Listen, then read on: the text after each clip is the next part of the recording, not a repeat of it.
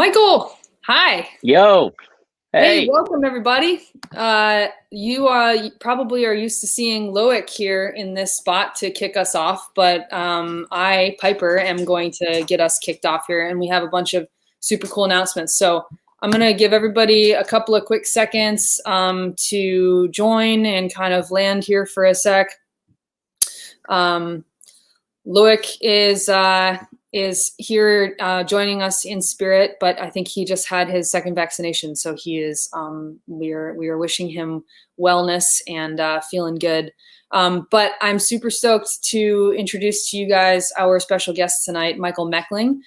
You'll also notice that my normal co-host Dan has been replaced by this puppy Pickle, and Dan is on vacation, so. You got Michael and me and Pickle to answer all of your stupid audio questions tonight, and we're super stoked to be here. So a couple of super quick announcements, exciting things for Music Expo are that we have formed an advisory board, and it's super neat because Music Expo has been driven pretty much solely by Loic and his really awesome tight team of event producer people. And now I'm lucky enough to be joined with Ali Stone and Kevin Oria and Frank Socorro to make sure that Loic and Music Expo are going to stay relevant and be able to move forward into the future and bring all kinds of great programming to everyone. Let's see, we've got a couple other cool announcements coming up. The Modern Latin Music Summit is happening June 11 and 12. And stay tuned for the lineup. It's going to be announced next week, but that is going to be really rad, and I'm really excited about it. I'm going to try and tune in for some of that myself. I have a personal mastering class coming up. We're going to be announcing the dates pretty soon as well. Let's see. There's just keep your eye out for a lot more really cool programming coming up. We were hinting in the sound check that maybe we should get Michael in to do a proper production masterclass at some point too, which would be really rad. So without further ado, I wanted to introduce our guest tonight. This is Michael Mechling. Michael is, I'll let him tell you a little bit more about himself as well, but Michael is a badass engineer, producer here in the Nashville area. And he and I work under the same roof in Green Hills here in Nashville. Michael works for Robot Lemon and Reed Shippen, and he has his own production studio and work going on himself. And then I obviously work for Infrasonic. And so we get to hang out and, bump elbows sometimes. And so it's nice to see him here on the internet. But just to reiterate really quick, we all know kind of the rules of no stupid audio questions. First of all, if you have any questions for Michael, as you get to know him a little bit better, go to tinystereo.com to submit your anonymous audio questions. There is no question too big or too small that we can't at least attempt to answer. And when we say attempt, we mean that we promise we won't say it depends. Because when you search for things on the internet, to try and find an answer to a question that you just didn't learn in class, or that you don't really know what you're supposed to do with your reverbs, or if this mic needs phantom power or not, you often get a lot of it depends answers on the internet. So we promise we won't do that. And lastly, have fun. This is a safe space to ask anything you want. So shall we get started, Michael? Yeah, let's do it. All right. So I'm going to share my screen real quick, Carmen, just so you know.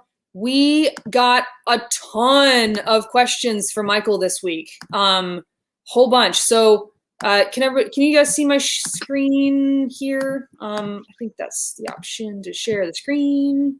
Yeah. Oh my gosh. We got so many. So just so y'all know, when we get these questions on tinystereo.com, all we see is a date, what the question is, and then what the category is, okay? And just so y'all know, the password is cheeseburger, which I love that some of you have actually caught into. Super cool. but we don't get any other information. So this is wholly anonymous, unless you identify yourself, which most people don't here. But we got a bunch of questions. I think like, what is that? At least another 15 or 20 in the last couple of days from Michael. So I've added them to our handy dandy little list that Dan and I keep updated. And so we're going to ask questions right out of there. So I'm going to stop sharing the screen. All right, Michael, should we get started? Yeah, let's do it. Do you want to tell them a little bit more about like you and your career? Like, I'm super stoked to share you with this audience, because I know you as this like awesome, standing on your own rad producer. But I also kind of know you as like the right-hand man to Reed Shippen, who's a really well-known platinum level mixer. Yeah. So a little about me, and you made me sound way cooler than I really am. No, you are cool. It's a lot more of the dirty work, I feel like, in my life than the cool stuff. But I feel like a lot of times you end up looking back at all of that dirty stuff and you go, oh, that was actually really, really cool, and I'm glad I did it. But the long short on me is, I, much like everyone, played in bands when I was a kid and was like, what if we made a record? And I attempted to do so and horribly failed, and was very interested in how it could sound better, like a lot of kids do, and found myself scouring the internet like many of you guys do as well, and finding a lot of good stuff and a lot of bad stuff on how to do that and what I needed to do and all that stuff. And so I started turning to books and my favorite records, and found what became even some of my friends today as engineers of these records, and sort of like, well, how did they get to where they were going? And that led me to the obvious next step of going to school for engineering and following that path, which ultimately kind of, in my mind, always led me to Nashville. Meanwhile, doing all of this, reading as much as I could, failing as much as I could. I was also running sound in churches and bars and wherever I could to like make music in some sort of capacity, pay for my life, and not necessarily just pay for my life, but pay for my ability to like take the literal next step in music in whatever form or fashion it would allow me. And so that kind of just led me to Nashville and then school again. And, here we are. But all of that supports what is, today engineering, producing, touring, playing, all the above. That's that's the dream, dude. Like that's the idea. It's what we're all trying to do, is just make a living in music and be able to do this incredible thing every day. We're all lucky to be able to make a living doing it, right? And I know you as like one of the hardest working people. Like, you're constantly working, probably equally as much as I do, probably. You're going production to read to production.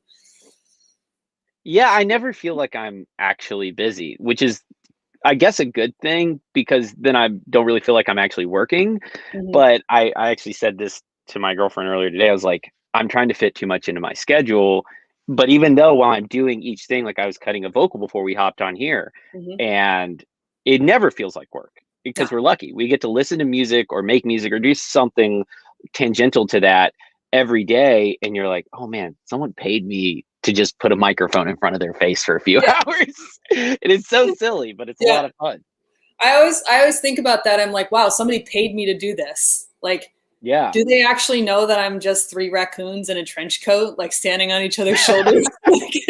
Yeah. Well, I mean, that's an important point. Like, I am constantly like trying to figure out, not necessarily con people into hiring me, but more or less like, how can I fake my way through this so that I know how to do it next time? Like, that's right. And you every day. And that's the thing, is like, I hope that this audience always just recognizes that we get to where we're at because we somehow build resources around ourselves to be able to take risks, to be able to learn the next thing, as a stepping stone to the next thing we can learn, right?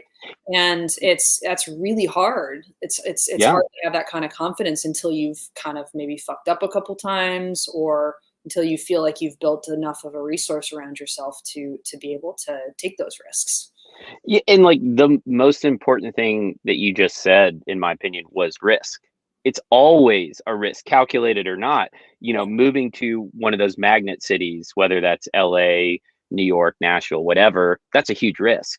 And then like whatever it's your personal production or mastering, like taking a risk, like I think this is going to make XYZ the song better. And if it does, and you succeed in your endeavor, then hopefully you've conveyed that to your client or friends or family or whatever, that like, I risked a lot to make this happen. Yeah. And they're proud of you for it, because like my parents were like, hey, you just go do what you want to do. Like if you think you can make a living at it, we will support you the same way we would have supported you to become a doctor or become an engineer or become a nurse or whatever. Like, this is a legitimate business that you can be in, and if you can show us that you can try and make a living and take it seriously, then we'll support you. And I was really lucky for that. A lot of people aren't, but that's the hard thing to do, is to turn it into a business. So I want to make sure we get on some of that too, because I mean, if you've got that figured out, you let me know, because I'm still trying to figure that out. I feel like I do, but it only took me like 12 years to figure it out. Nice. Point. You're probably ahead of pace than most people. I had great resources around to help me fuck up. Okay, so should we get into a couple of questions? I feel like I should lob a couple easy ones at you. Let's go. All right, let's start. First of all, everybody that's here on the group here, if you want to hear, let's see. Let's throw one at Michael that's just about internships. Okay, so this person says, I'm sorry, but my question is, where can I find internships where I could still challenge myself into sound engineering and mastering and mixing, etc. in the pandemic? So we have one intern at the studio now, right? And I have an intern who helps me at the vinyl plant. But what if someone's just coming out of school? What do they do? Yeah. So, I mean, it's tough to get an internship, period. Right. And starting with like knowing, which of course is always hard, knowing what you want to do. And it sounds like this person has narrowed that down to everything, which is, I mean, that's exactly what I did. It was like, I could do it all, don't worry. But exposing yourself to all facets of this is probably the most important thing you can do, because there are a lot of things I thought at 20. I was like, I want to do X, Y, and Z in music. And since then have been like, I'm so glad that didn't happen. And a lot of that is because of the internships that I had. And notice I said S there, is like, because I did 3 internships before I got a job, and treated every one of them like it was a job. But as far as finding one, if you're not in school any longer, this will make this particularly tough. Most people, especially in Nashville, aren't going to take you on without you getting some sort of school credit, because there's some legal issues around that. And so fortunately, a lot of guys are pretty cool and will let you sit in the room if you can manage to get your email through to their account and just be like, hey, I know I'm not getting credit, but like, just let me sit back here. I'll make sure the place is immaculate. I won't bother you, all that stuff. But if you don't have a school system that is supporting you, like, hey, here's a list of emails, fire away. Right. I think the best thing you could do is find a list of the people that you really admire. You admire their work, or you admire something about them, or even if you don't really know much about them, but they're a brand name, like just narrow it down to a handful of people and write a personal email to them. And it may take you a minute to get through. Our current intern sent like 8 emails before I responded to one, and they were all very sincere and well worded, and that did impress me enough to even respond to him, and then again follow up with him after he didn't get my email. So like having something that's detailed and to the people that you want to work for, because like if you don't care so much about who they are as much or what they're making, it'll make it very hard for you to be so motivated that you're willing to eat lunch in your car on your way to this job, or stay late and make sure everyone is happy before you leave. Those are ultimately large sacrifices that you have to make to get to the next step. And if you're not motivated by what the job already is as that intern for that person, you'll never make it. So Totally.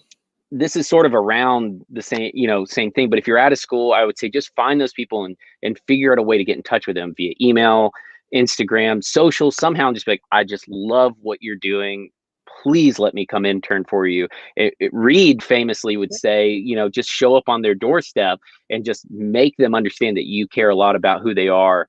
And that doesn't, I mean, I did that to Reed. I just stuck around. And be specific too, because like, I mean, like, I'm sure we both get a lot of emails that are like, basically on our website form, they're like, dear so-and-so, to whom it may concern, I'd really admire your work. I'd like to work for you. You know, if you need any help with your podcast editing, I'm your gal, or like whatever. Right. Do you know what I do? Do you even care? Or are you just literally fishing for a job, That is a lot of what you get. And unfortunately, it's not that those kids are bad. And if you've sent one of those emails, don't worry, you're not getting that job, but don't worry, because you're not a bad person or anything, but it's just it's all in a matter of how much you want it. And I know you hear that a lot going through school or through your audio journey, and a lot of people are going to say that to you, but you'll never really understand what that means until you literally sit down and look yourself in the metaphorical mirror and say, like, what do I want to do? How bad do I want it? And what am I willing to do to get there? Don't compromise morals or anything like that. But am I willing to pick up my life and move to another city? Am I willing to maybe even take a step back in your career to be able to intern for somebody that you admire what they're doing? Right. Well, I have some questions for you. Let's knock out a couple of these recording ones, because these are things that I've been waiting to have a recording engineer on here to ask these questions. So we're going to start with a couple of easy ones for you. Okay. What is the best compressor for an acoustic guitar? Right. Okay. Well, I'm not going to break one of the cardinal rules here, because there is no right answer to that. There just isn't. Get around that. But I will give you a lot of pointers. You cannot go wrong with an 1176 or a distressor. Those are sort of Swiss Army knife. How do you set the 1176 for an acoustic guitar? I default to every compressor slow attack, fast release, because it's the safest way to not fuck yourself up. Yep. You can absolutely start there and then hone in, but it's a great way to start so that all right, this actually does work for what I'm working on. And again, you could pretty much walk into any studio and point at a compressor and it'll work on an acoustic guitar. But if I had my choice, I'm more often than not going to start with an 1176 or a distressor, and pretty much anything with variable attack and release. But those are two very safe bets. Okay, perfect. All right, here's another question. This is recording. What is Slate? What is Slate? Like to slate a tape? Nope. Like Slate, probably Slate plugins, etc. Okay. So this guy named Steven Slate started this company called Slate Audio, and I'm dragging on it. Nice to see you, Captain, or hear you rather. It's famous for having a lot of dragons on a lot of the marketing. So Slate is a company that they do a lot of virtual hardware emulations in plugins. Yeah. They have a controller called the Raven, which is it's like a virtual mixing controller. Okay. Yeah, so ours is sitting in a box at the studio. It's a great tool. It just is sitting there. The plugins are fine. They're great. All right, let's go to the next one. How about you answer the other question that you had, which is, what is Slate? Like slating a take. What's that mean? Cool. So I haven't done this really since college, to be honest with you. And I don't know that there really is a reason to do this anymore, at least in the way that I make music today. Maybe classical recording or session recording, like long. Yeah. Yeah, something that's full format. So like, in our consoles at MTSU were actually labeled, Slate to all, and that's just our talkback to all bus outputs. And it was basically a way of making sure that you're recording what this actual take is about to be. And for us, we had to slate every mix pass for turn in. It was like, you push the slate button and it would go, hey, Michael Mechling, artist, song title, mix number. And ultimately, it was one of those things that they taught us that was a little bit antiquated, and I don't use anymore, obviously, but it's good to know, because if when we did the third man thing, we did have to slate that tape. Reed had to go on and say, hey, this is sleep, and at the Blue Room, tape whatever number. They edit that stuff out or cut it out literally, but it's good to know if someone says, hey, can you slate this for me, what they're talking about. Totally. All right, rad. Okay, we're moving along here. All right, here's another one. Minus 18 dB for vocals. Is this common practice? I can't say the words. So if you're looking at what meter, but as far as if you're talking about like dB full scale and that's where you're peaking, or RMS, sure. I try to, in Pro Tools, I don't really have a spot that I try to hit. I have a chain for vocals that I like to use now that works really well for me. And as far as my meters that I use, which I use the PPM in Pro Tools, right as it in the loudest parts of the song hits yellow, which is so silly to say, I know that, like, for me, I'm in a safe spot that I can now focus on performance instead of the tech side of it. And that may be minus 18. I like that this person is asking, a direct question about level, because level is so important in what we do. And it's not like there's no real number, because minus 18 to you, depending on what you're doing, might be minus 14 or minus 12 for me. dB, as we know, decibels are a relative measurement. And so minus 18 is only minus 18 because you have a reference of 0, right? Or, plus 10 or minus 4, or plus 4 minus 10, like whatever that is. So we don't have any other information. That is literally all the question was. Yeah. Let's see. We have so many of these. Oh my God. All right. Okay, here's a good one for you. Okay. I have so many recording ones that have come in over the last several months that we haven't really answered. So I have like a whole bunch. Okay. How about this one? We obviously are all working on different budgets, but if you have a massive wish list of equipment, how do you prioritize what you order first? Do you have a rule of thumb in working with used equipment and where you order it from? Oh, this is a great question, because cut me off if I ramble or whatever on any of these.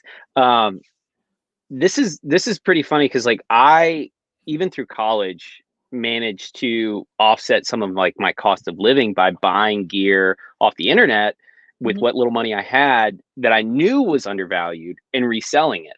And I just turned it into my gear fund. So I would buy a crappy, mid 80s DBX something that was maybe $100 or $200 undervalued, buy it, clean it up, take better pictures of it, and resell it for more money. And so my gear list always was based around like, what makes me better at what I'm already doing? Can I beat it in the box? It has to improve my life in some way. And I still apply that to my life. Like I've made some large purchases recently, and they were only because they actually make me better at making music. So I don't necessarily prioritize anything by like, oh, this is the most expensive thing, or this is a dream piece of equipment. Cause like, yeah, we would all love to have a vintage 47 hanging around. But the reality is, like, if you just penny pinch your way to 25 grand and get one, like, okay, does that make you better at recording the vocal? Does that make you a better producer? Does it make you a better engineer? Absolutely not. It's a lot of it is making the most of with what you have until you hit the literal limit of whatever that piece of equipment is, and going, all right, I can't. It's literally holding me back. Mm-hmm.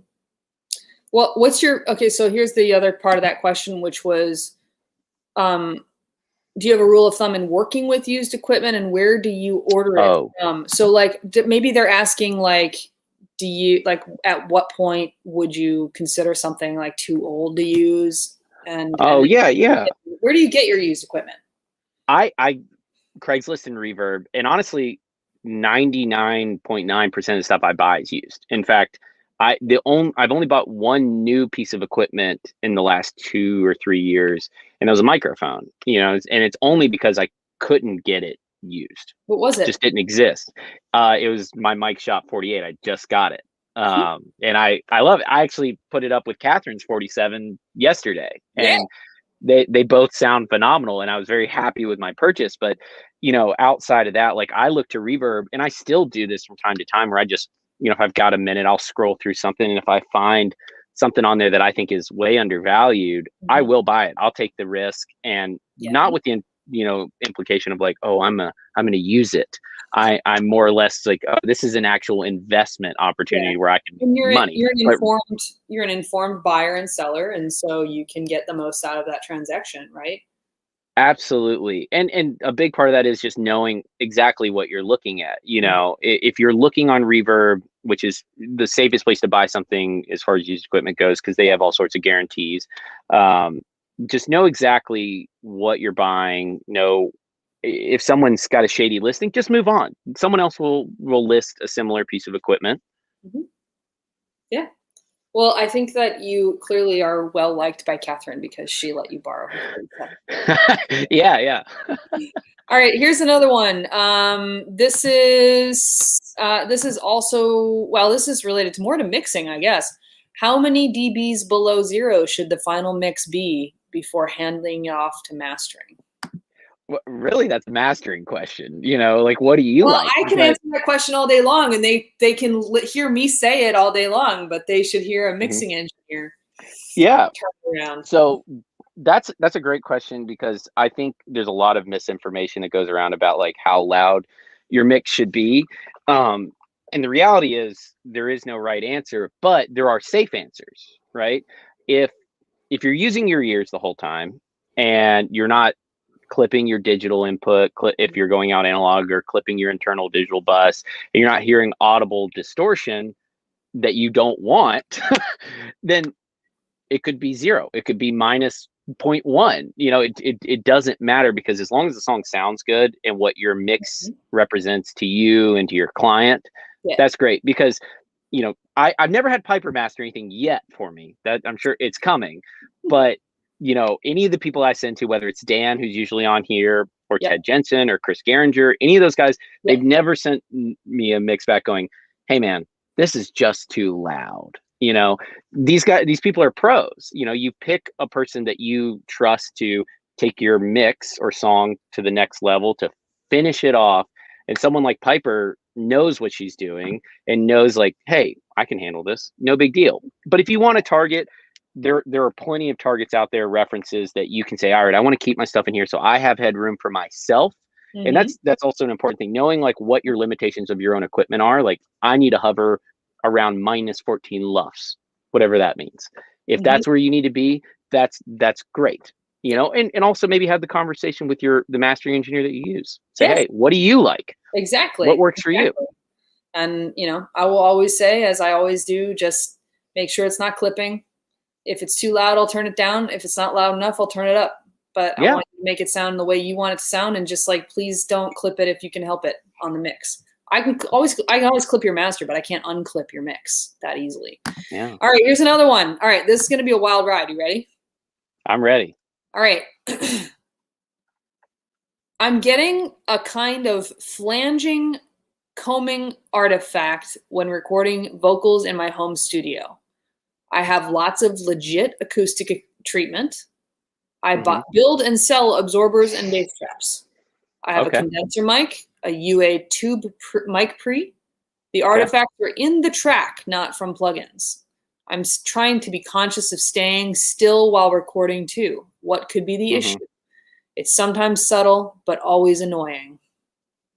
Interesting. So, assuming that the room that the microphone is in is treated as it kind of sounds that it is, and having treatment behind you as well as in front of you, because the microphone is picking up towards you, having something that's deadening the sound behind you, the room reflections back there, is as important as what's going forward. I'm assuming it's also just on playback. At first it kind of sounds like there's some sort of like issue with Like delay double compensation. monitoring. But if it's consistent and this is your only overdub chain, it's probably unique to your room. And if you hear it on headphones as well, it's definitely something that's happening in the room as you're singing. And the room just may not be as dead as you think it is, because it really takes a lot to kill it. And if that microphone's pretty close to a wall or any sort of reflective surface, then you're just, in a recipe for a disaster. But when in doubt, easy way to go about this is like knock the gain down just a little bit, put that mic in the center point of that room. And this has just worked for me. Of course, there's no literal law about this, but put that mic in the center of the room, assuming that the entire room is treated. Center of the treated area is maybe a better way of putting that. And try it again, because if you're hearing sort of reflections that are canceling, you must be really close to a reflective surface if it's in the microphone chain. Yeah, I think that people a lot of times don't realize exactly how sensitive microphones are. And we obviously our ears are very sensitive, but we're used to hearing the space that we're in, and humans are incredibly adaptable. Microphones are not adaptable. They are a machine that it does one thing really well. And if you're using the right tool for it, great. But guess what? It's going to amplify everything around it. And I either think that it's, could be related to a delay compensation thing, as Marcelo is saying here. Could be a double monitoring issue where they've got the input on another random track or something we don't see. Or it could just be that the microphone is just way more sensitive and is picking up something in the room that they're not hearing. Right. Assuming that they were like he's saying here, like don't have any effects running. I felt maybe that was going without saying, but yeah, if they're double monitoring, you'll absolutely get some phasey delay compensation, comb filteringness. But to your point, Piper, like it is actually microphones made today, especially if you're dealing with a more modern microphone, are a lot more flat than they ever were in the past. It's very easy to make a flat microphone. And if any of you watching this have ever done any sort of room correction, flat, Michael? I mean literally 20 to 20 flat, and their specs are exceeding that at this point. They're looking at to 32K, and not necessarily flat to what we would like to hear as far as a tilted scale, but measurement flat. Yeah. But if any of you have looked into Smart or the Trinnov boxes or any sort of room correction without smoothing, you see so much of this in a very small difference. And a lot of that is the room. Even the room I'm sitting in that's all treated, if I turn smoothing off my Trinnov, it's like I get wigged out. It doesn't change the sound. It just, I'm looking at something that our brains literally are not really wired to see. Totally. Because it just doesn't make sense to our ears. No. And we just adapt around it. Like we just tune it out in a lot of ways, right? Until we actually play music back on a like really powerful system to play back. And then, then on top of it, they're going to be introducing other issues depending on what their playback system is and all that. Right. Stuff. All right. I have so many for you, Michael. Oh my God. Yeah. I'm here. Let's go. Okay. Do you hard pan your hi-hats? I used to. I have waded back into the waters of not doing that. And what do you do with them? So if I have a programmed hat, this is always song specific, of course, but the track I'm working on right now, the program hats are up the middle. Mm-hmm. The recorded hat is like pan maybe 50 or whatever, portioned out somewhere in between center and hard left. And I do drummer's perspective just out of habit. Yeah, I like to play drums when I'm, working on these. But I feel like it, especially when I get it back from mastering. That was one of the big reasons I stopped doing it, because I would get a track back from mastering, be like, this sounds great, but I didn't quite realize how much that hi-hat would just hang out there, way off to the side. And, for these productions I was working on, it just made more sense to pull it in. And so now I just kind of start there, and if the track dictates it needs to be wider, then I do it. But more often than not, it's hanging somewhere in that middle space. And I feel like even when you go down to mono, you don't lose it. You also, it still feels like a kit to me. And I think that's really all boils back down to like your ears. Like, I don't really care what the number is, and I used to be a very serious like LCR panner, but now for some things 36 isn't enough and 39 is too much. Yes. Yeah. Oh yeah. 37. I don't know. I'll never know. I try not to look at the number because I'll just drift and go with it, know. That's like our little API console downstairs doesn't actually have numbers on the faders. Oh, nice. I love that. It's just little dots, like, yeah. So if you're between this dot and that dot, that's it. Like, there's no actual reference for numbers or units. Like, there's a unity, but that's it. All right, I got so much more. Okay, can you please discuss EQ for rock guitars? It would be good to know more about getting good tone and how to find the sweet spot for guitar tracks. Yeah. Can you talk about guitars a little bit? I love this. I've just dealt with this morning, trying to figure out why my EQ show us your session at some point too. But guys, drop a one if you want to see Michael's session. He's got a pulled up here. I can do that. Yeah, once we get some like comments on whatever you guys specifically want to see, I'll be happy to turn that over.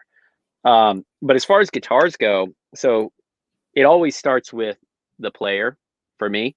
Like, is the right person playing the right part? And I know that sounds so silly and kind of hippie, but like, is the actual harmonic structure of what they're playing work with the song? That's like step one, right?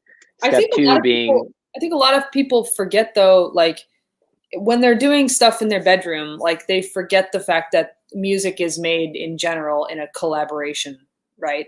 And so you have to have the right personnel to play the right part. I love that you brought that up. So how do you know if you have the right person playing the right arrangement or the right part in the right arrangement? Yeah, that's a tough one. Like I think a lot of that comes with just literal experience. Like, hey, my buddy John, he's great for this type of music. And as you work more with John, you'll learn what his strengths and weaknesses are as far as what genre and literal tone he can produce for you. And don't be afraid to outsource that stuff. I know, and it may end up costing you some money or some sort of bartered arrangement. Like when I first moved to town, I'd have people play guitar or some sort of instrument on something for beer, and people are willing to do that. You don't forget that just as you're willing to do stuff to try to get your career going, other people are doing the same thing down maybe a different path. So, hey, what can I do for you if you'll do this for me?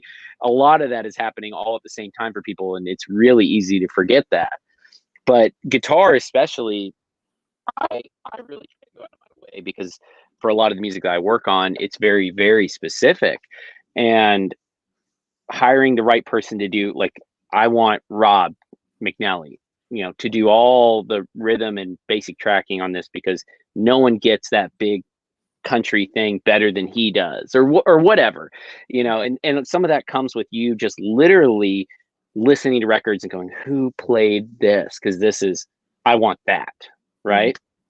But getting the right sound post that, let's say you got the right player and you got the right amp, right guitar, right amp, right microphone, getting down to the literal EQ. Let's say you're happy with all those decisions.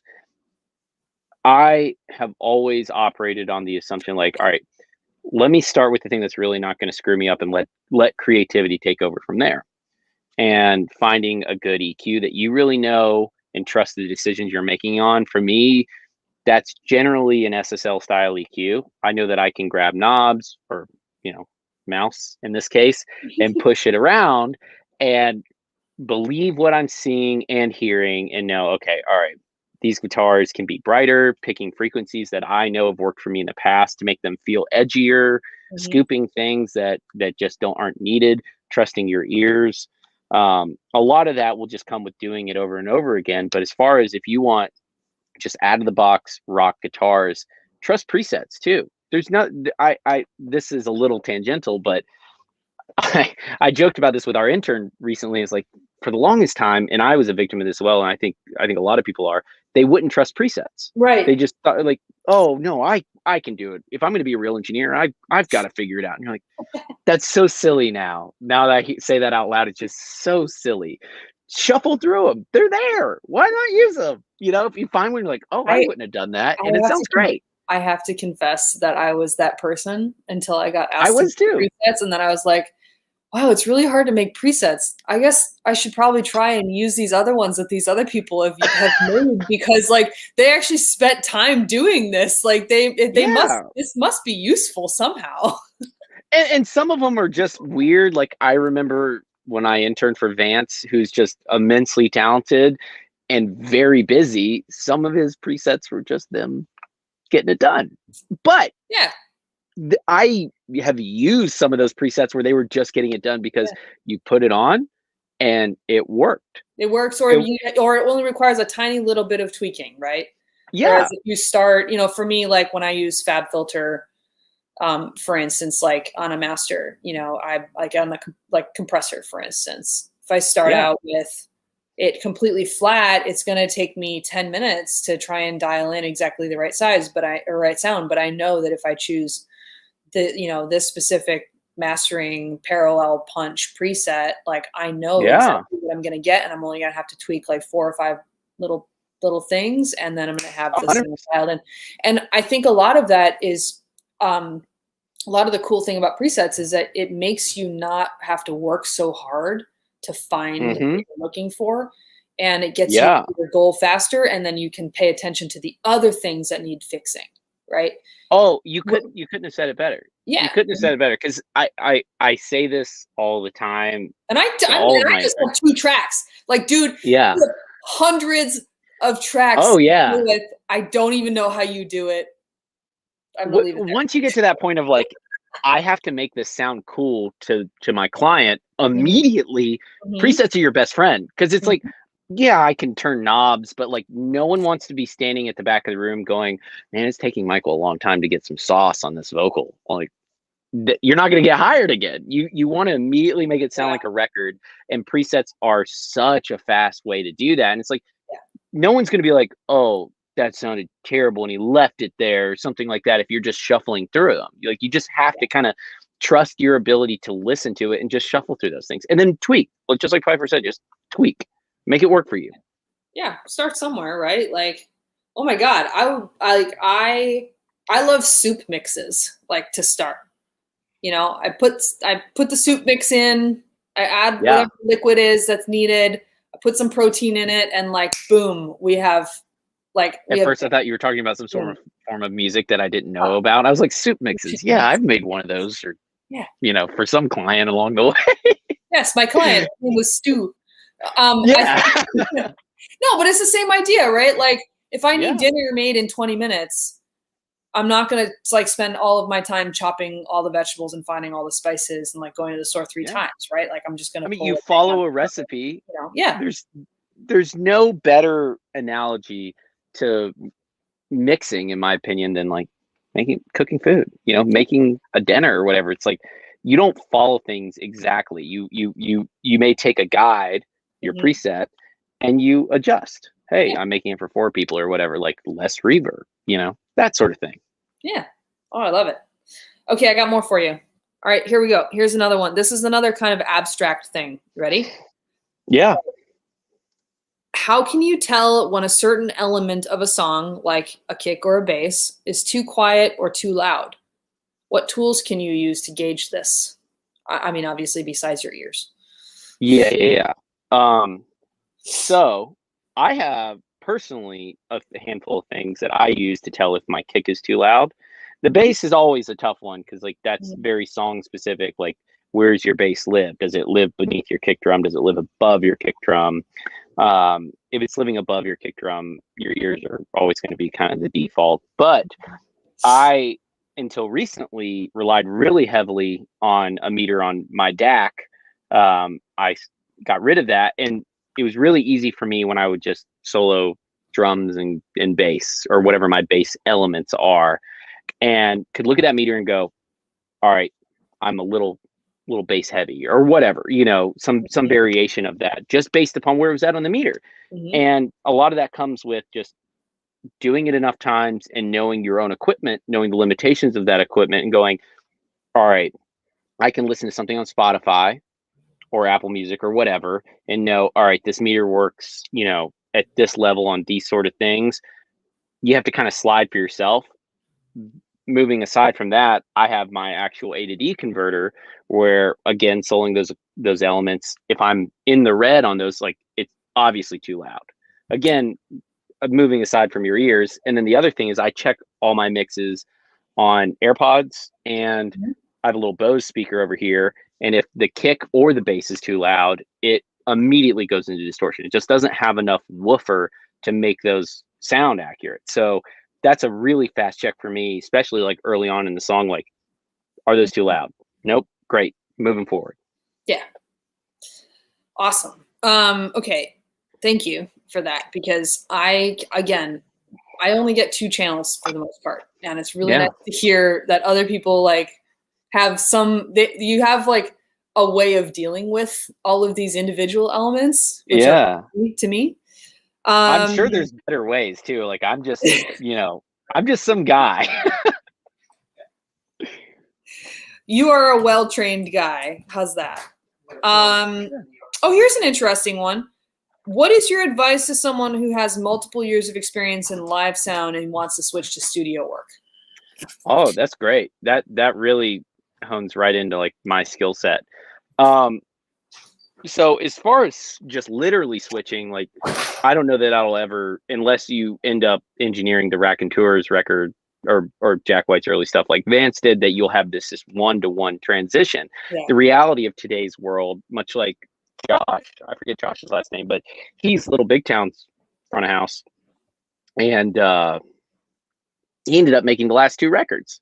A lot of that comes with whoever you're working with, whether that's a church, which are always great because you can end up making their worship record or whatever. But if you work with a local act, like, there's no easier way to get your foot in the door of making someone's record than they trust you to make them sound good in a live scenario, which there's just so many variables that can go wrong there. They're like, just reach out to them. Go, hey, I love working with you guys.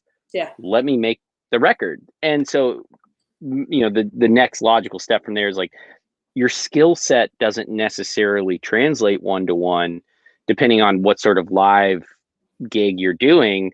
But like, one, you have to force yourself to be more creative, because most front of house guys are very nuts and boltsy and just EQ and light compression. They just push faders around. That can get you plenty far, but at some point you have to push yourself.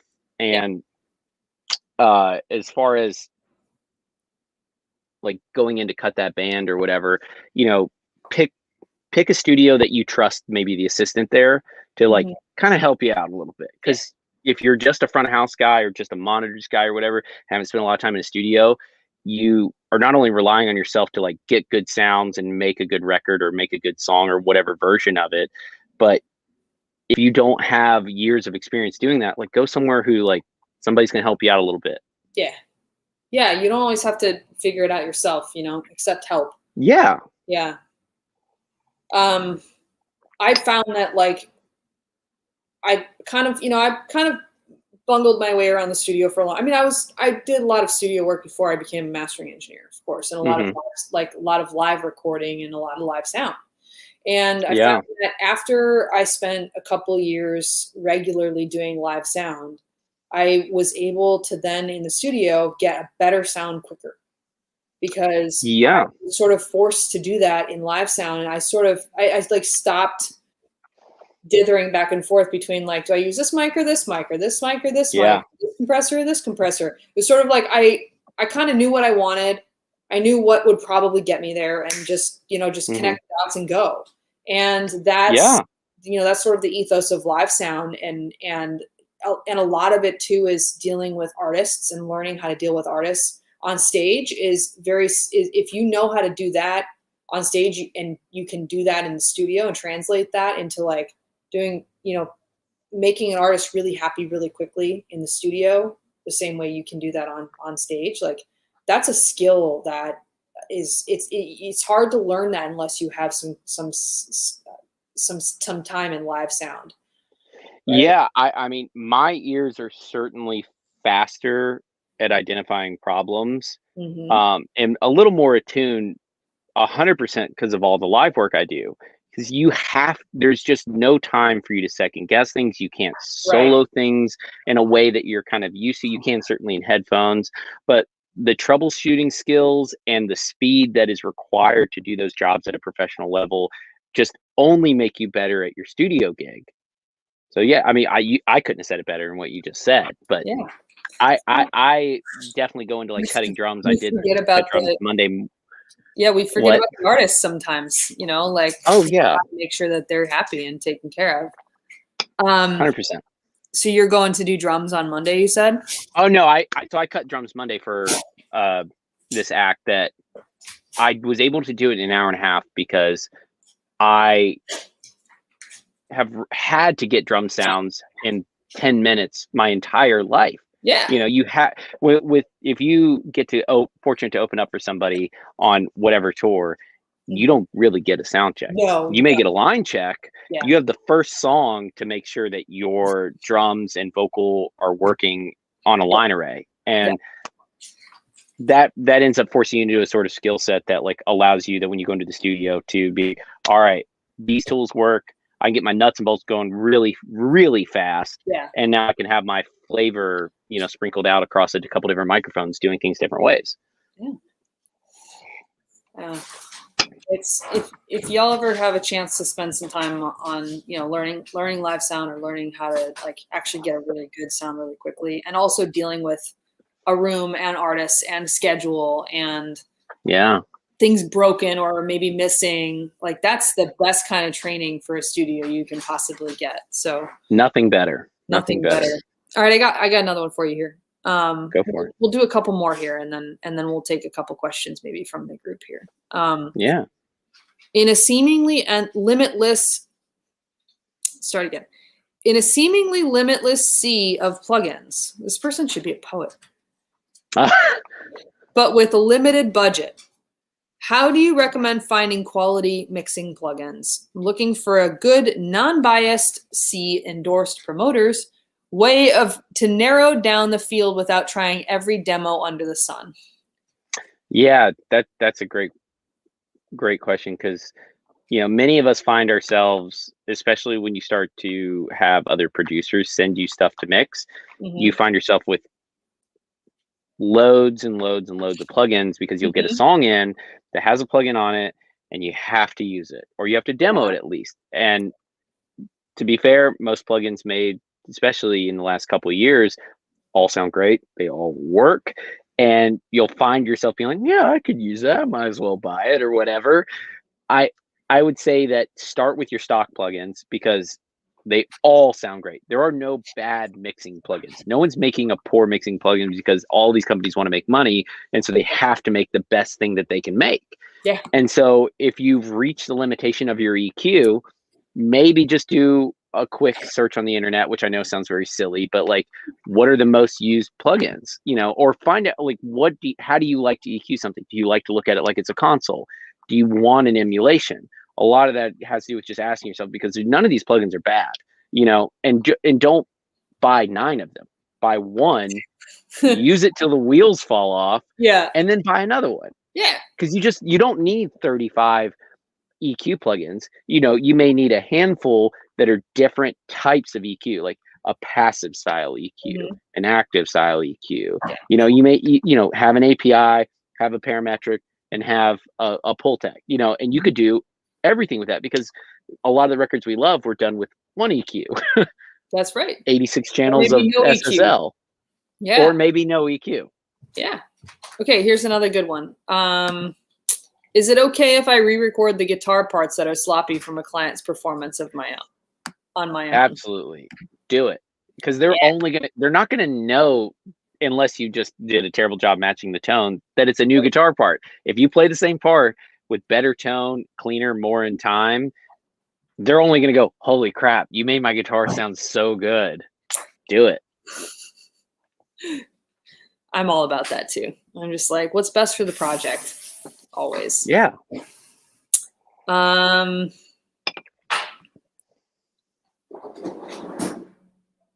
Let's see. Oh wow, there's so many questions. Jesus.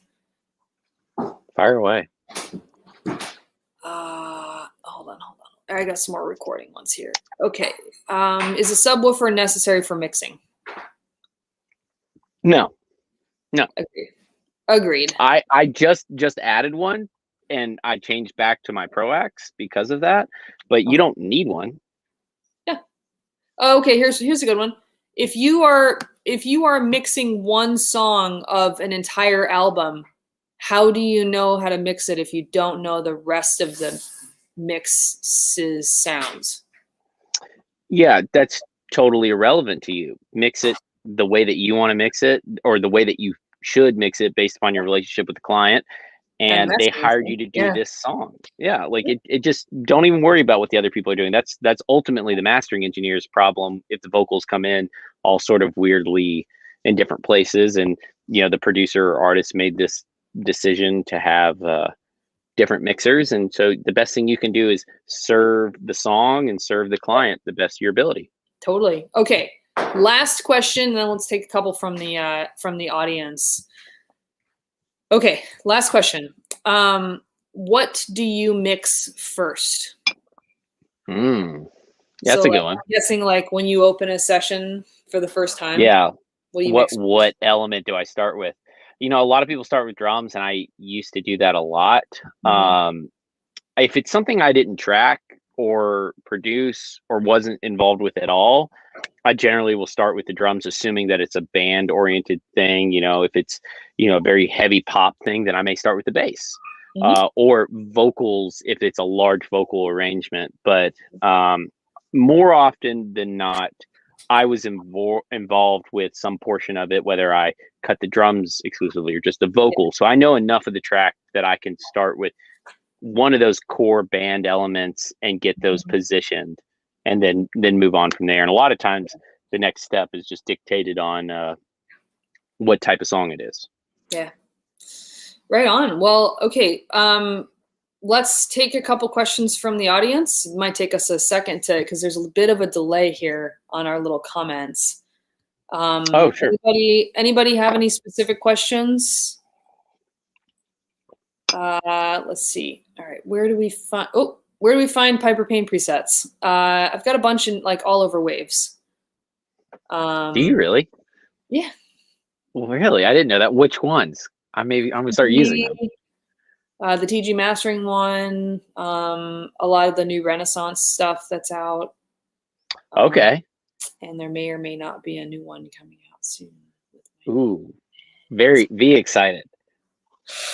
What is your go-to signal chain for kick drum? DJ Guitar asks. All right, so I will do a recording and a mixing one because you weren't specific. So as far as recording, when I track drums at my studio, I have a pre-mic'd kit and a pre-setup chain and everything.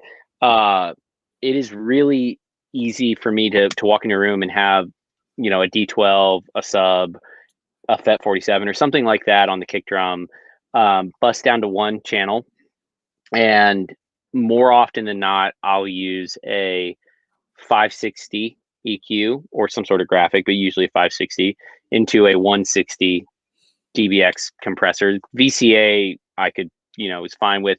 Also a distressor occasionally. That's my go-to if I don't have my run of the room or can't bring equipment, or if I'm not at my studio. As far as mixing, I'll tell you what's on mine right now because I change this all the time. Can you show us your session? Yeah. Let's see here. It may be very underwhelming, to be honest with you, because I do not know. So I think you have my screen. Tell me if you do. Yeah. Yes, we got your screen. Okay, cool. So the we song call I'm it working on. flex. Yeah, this is pretty dumbed down.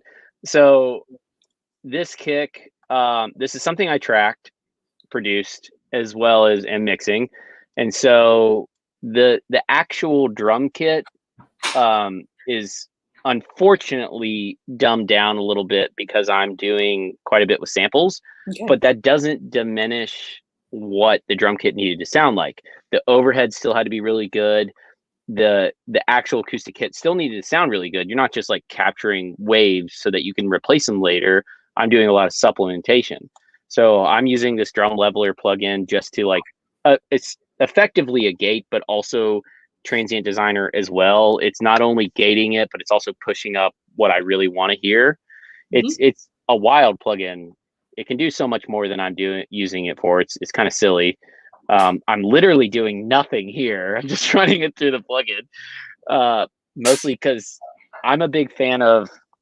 I do quite a bit of EQ to tape on everything but vocals, and like if it's already kind of scooped and doing all this stuff that I want it to do, I may not need to do it later. It may just be here in case I feel like, oh yeah, like a little less 500 or a little less 125 or something like that.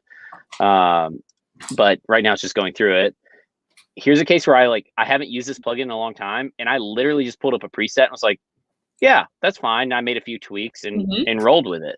Like I haven't used this plugin maybe since I was in college, and it just worked. The kick drum sounds like a kick drum. Perfect. And I have some little supplementation down here, and it all works. But this changes a lot. You know, it all depends on what kick drum I am, you know, what kind of kick drum sound I'm after, what was recorded, you know, it just endlessly variable. And you have so many tools at your hand. Don't be afraid to like have something that you use all the time. Have a preset, a track preset, especially if you're in Pro Tools. I don't know if Cubase or Reaper or any of those will do it. I assume they will because Pro Tools is like 25 years behind, you know, on everything. But as Catherine's acutely aware of, but if you have a chain that you really like and you've had some success with other people, like save that.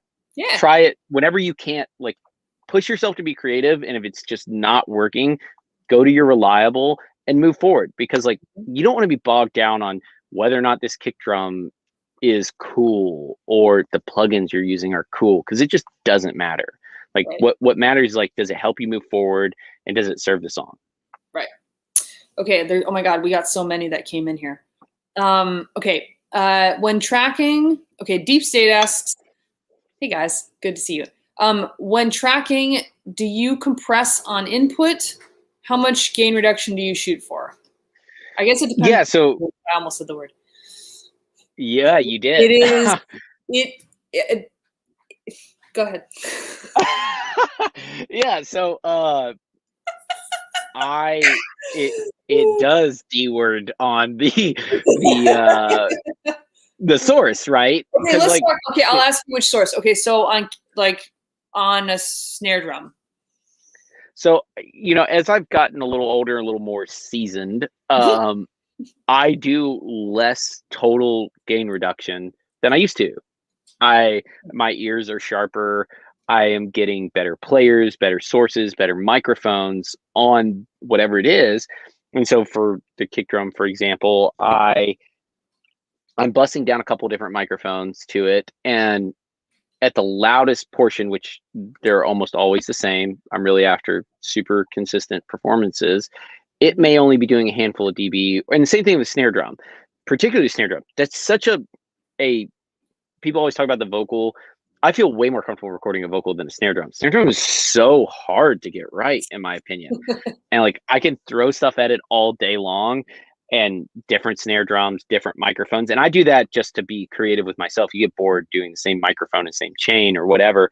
But I get really caught up in like, oh man, I feel like I hear it going in too early. And so I use a distressor as of late on my compressor for snare drums, because you can really fine tune the variable attack and release there so that like it really works for the type of music that you're working on.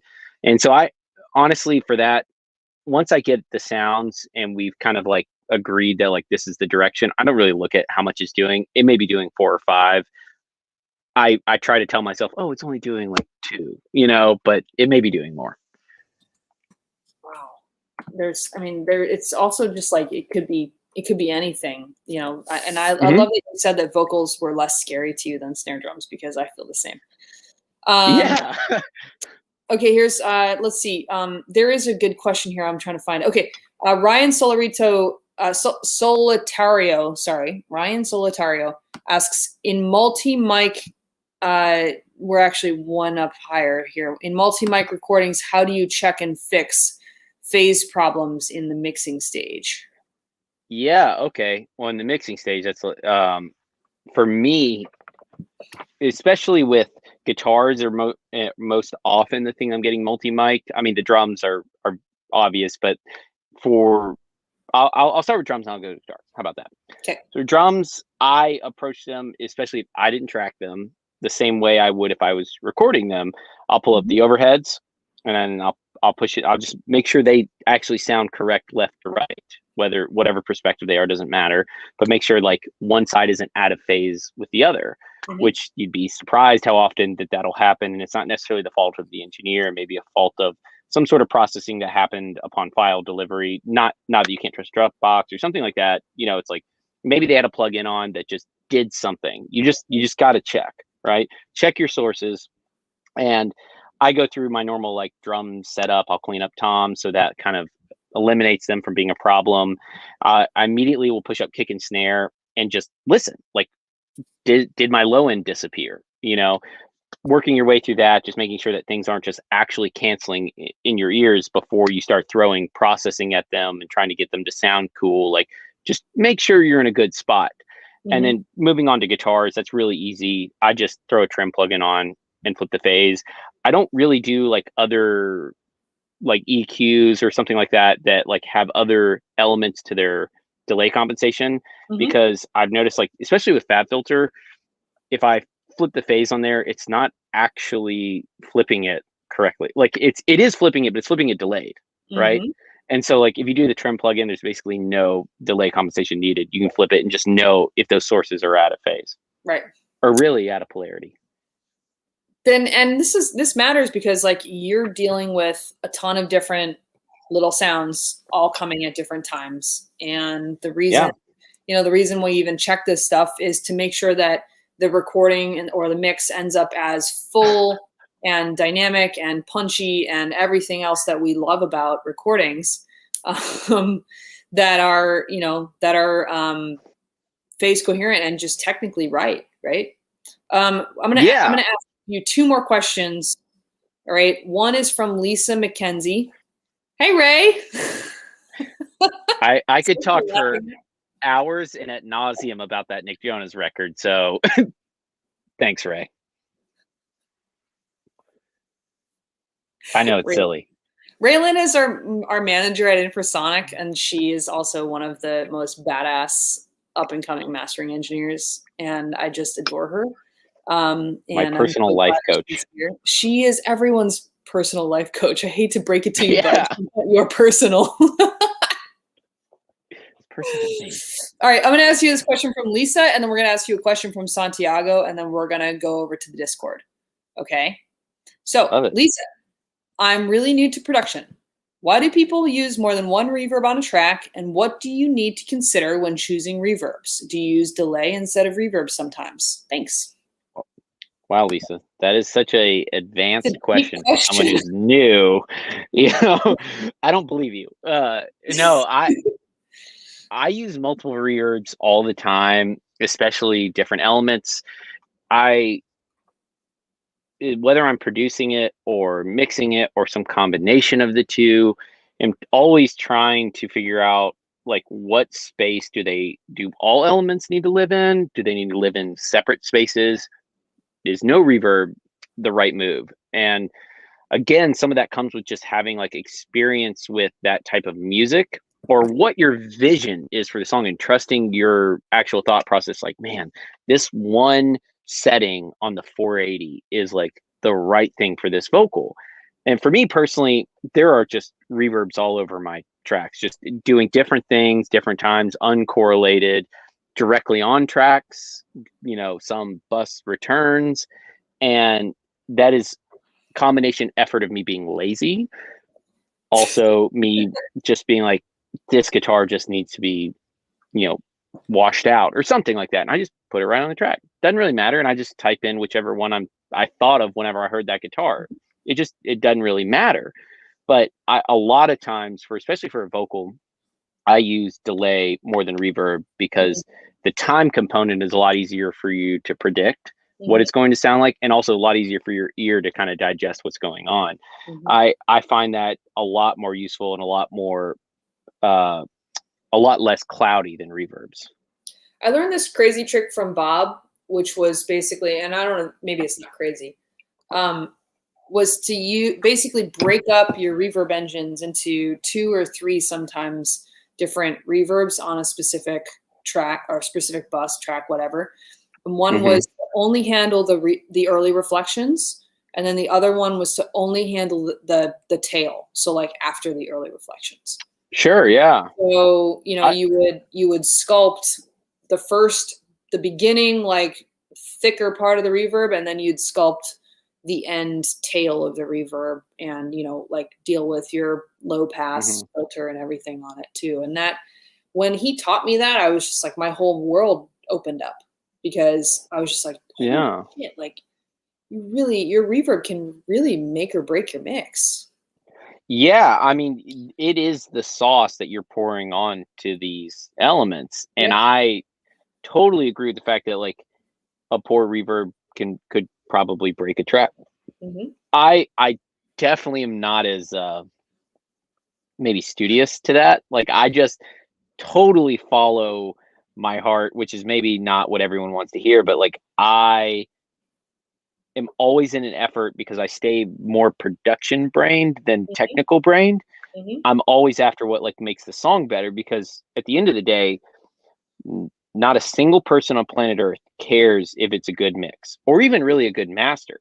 If the song is good, the song is good. Yeah. We could point at thousands of songs across Spotify that have millions of streams, or, even, I don't know, hundreds of thousands of streams. Doesn't matter. With some sort of garnered of, terrible mixes, mediocre masters, which is like, how do you even know at that point if it was mastered well or not? If you have a song that's undeniable, or a performance that's undeniable, like there is no amount of recording prowess or production or mastering that is going to fix a mediocre song and make it a total hit. There's just nothing you can do. Yeah, 100%. And so like it is, I tell interns all the time, like, it's great to do all this research. You guys are listening to us babble about stuff and watch Mix with the Masters or whatever your resource is to learn about your craft. It's great. And they should just be tools in your toolkit that you have to learn how to use, because I had this conversation the other day with our intern about how, like, hey, you watched Reed or you watched someone do these mixing things, like, I'm sure you're putting them into your sessions and you're finding out that they don't work the same way. You want to know why? Because the sources are different, the songs are different, you're reacting differently. And so at the end of the day, if you don't trust your ears and your own decisions, you'll never kind of make progress. You'll never make it. Just doesn't matter what reverb it is. Just like, who cares if it's deverb? Deverb sounds great. Use it. I always think about it more like you can be technical and you can, be really like nerdy, glasses up the, bridge of your nose kind of thing. Or you can be super feeling and totally production brain and like all about the song and stuff. But you really have to hone the craft, like whatever it is. If you're all about production, you're gonna have to know a little bit about the technical, right? You're gonna have to know, gonna have to be informed why you're making the decisions that you are, right?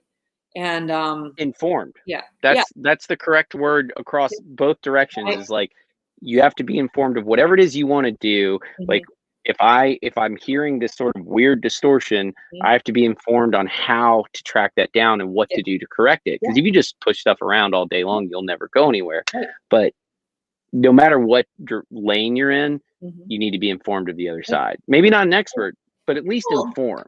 Well, you don't have to be an expert, no, but like you can say all day, like, I'm going to follow my heart and dial in this reverb. But no matter what, like if somebody asks you, Michael, why are you picking that reverb? You're going to be able to explain to them the why.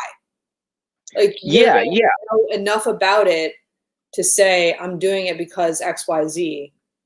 And yeah. that is what makes you a master of your craft, period. I don't know about a master, but at least in hopefully trending in that direction. You're a mister of your craft. Yeah, mister. Okay. One last question, and then I'm going to ask Raylan's question at some point here. One last question from Santiago. This should be a pretty simple, straightforward one. Santiago was actually my intern, like fucking generations ago.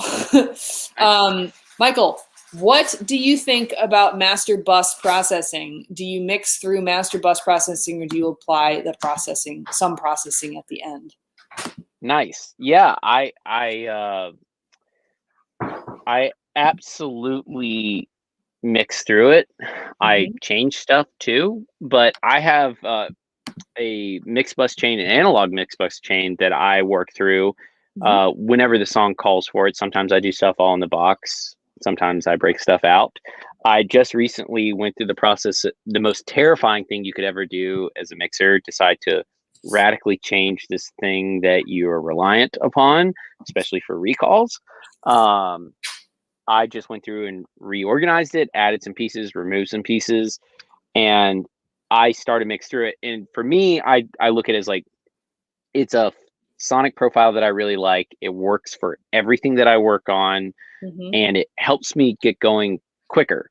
But I also deal with some master bus level stuff in the box that is always, it's pre my analog chain, and I'm constantly changing that stuff to suit the material, the song, whatever it is. So yeah, I definitely start with it from the top. Perfect. Thank you. All right. That, I think, brings us with one last question to the end of our No Stupid Audio questions today. Michael, please give us your opinion on the new Nick Jonas record. It's perfect. It's perfectly mixed. It's if you're not familiar, they're great songs, great production, great mixes. It's Serban. Perfect. And yes, he is. He is one of the most perfect mixers. Wow. I'm so glad Ray asked that. I asked her to ask that because I could talk ad nauseum about any of this stuff, but that is easily on Discord. What do you say? Yeah. Yeah. Why not? Okay. Yeah. Will y'all come over and join us on Discord for a little bit? Pickle wants to say some things, and it'd be cool to meet Charlie too. Yeah. I think we should probably wrap this up because we're like 20 minutes past our normal like 1 hour No Stupid Audio questions here. And I think Michael probably has work to do at some point tonight, as do I. So let's go over to Discord for a little while, hang out. And you can find the link. It looks like Loic just dropped it into the comments zone. So just copy and paste that.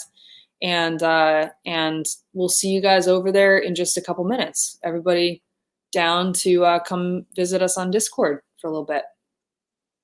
Thank you so much for joining us. Michael, dude, thank you for coming in to make this happen with us. And Dan, who we miss very, very much, is taking a much needed vacation. That guy works way too hard. Yeah. And it's any time to himself and his lovely wife, Carrie. So I'm super stoked that, we'll be back again in June on the first Thursday of the month for more No Stupid Audio questions. And Michael, dude, thank you so much for joining us. Happy to do it. I feel like we just scratched the surface. Yeah. Well, we got to get you back on Music Expo for like a more like in-depth masterclass or something. It'd be super cool to have you. Happy to do it. I'd love to do it. All right. Well, we'll see you guys over on Discord. Refill your drinks and come join us over there for a little bit. And maybe Pickle the dog will join us because she's snoring, literally snoring next to me. I'm surprised you guys noticed. All right, I'll see y'all later. Thank you for everything. Thank you, Carmen, for running the show back here. Thank you, Loic, for getting yourself vaccinated and being safe. We appreciate all you guys, and welcome Zell to the team of Music Expo as well. We will see you all soon, okay? I'm leaving now.